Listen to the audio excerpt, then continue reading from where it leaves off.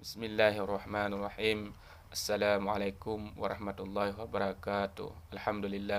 Alhamdulillahirabbil alamin wal aqibatu lil muttaqin wala arwanu 'alal zalimin. Amma ba'du.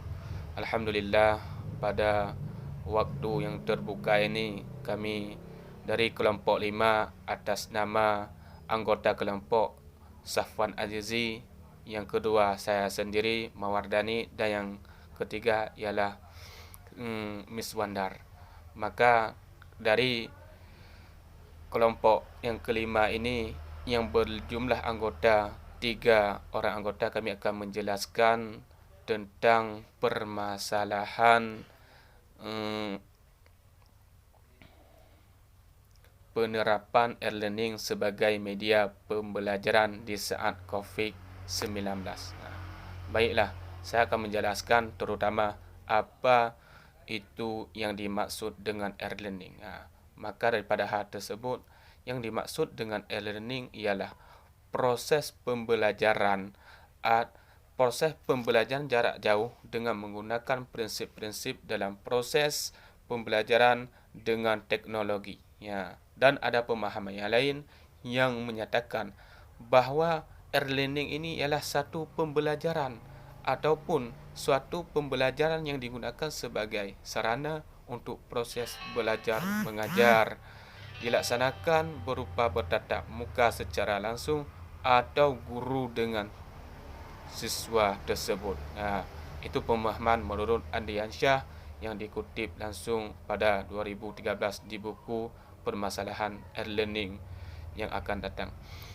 Maka daripada hal tersebut, sesudah kita mengetahui pemahaman tentang e-learning, maka kita akan mengetahui metode-metode apa saja yang digunakan dalam e-learning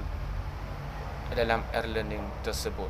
Dalam e-learning yang kami kutip yang utama tersebut, metode yang digunakan dalam permasalahan e-learning yang pertama ialah metode penelitian, yang kedua metode pembahasan. Daripada kedua metode tersebut sangat dikaitkan, dan ada juga yang namanya perangkat-perangkat dalam e-learning tersebut. Perangkat yang terutama ialah Add User Computer Software atau biasa disebut dengan AUGS atau Framework Curlet.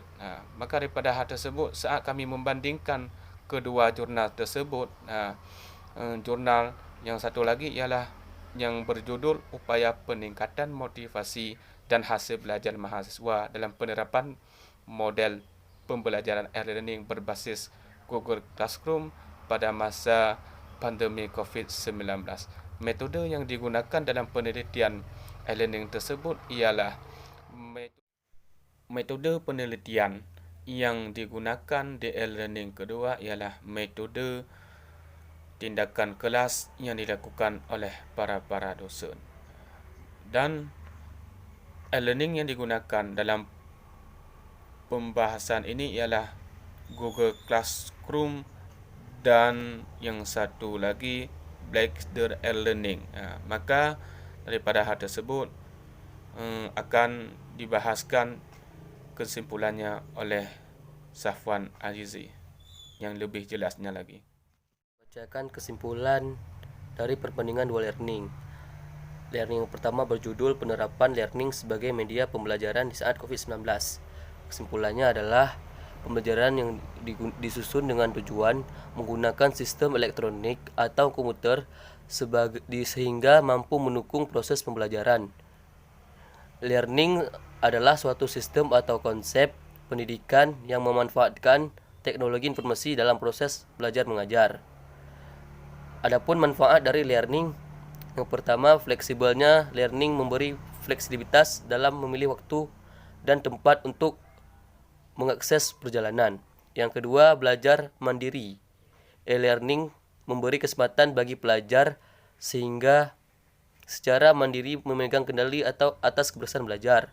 Yang ketiga, efisien biaya. E-learning memberi efisiensi biaya bagi administrasi penyelenggara, efisiensi penyediaan sarana dan fasilitas fisik untuk belajar dari efisiensi. Biaya bagi pembelajar adalah biaya transportasi dan akomodasi. Yang kedua, learning yang kedua yang berjudul upaya peningkatan motivasi dan hasil belajar mahasiswa dengan penerapan pembelajaran learning berbasis classroom pada masa pandemi COVID-19. Kesimpulannya adalah penelitian ini menyimpulkan bahwa penelitian tindakan yang diperoleh dengan penerapan Google Classroom.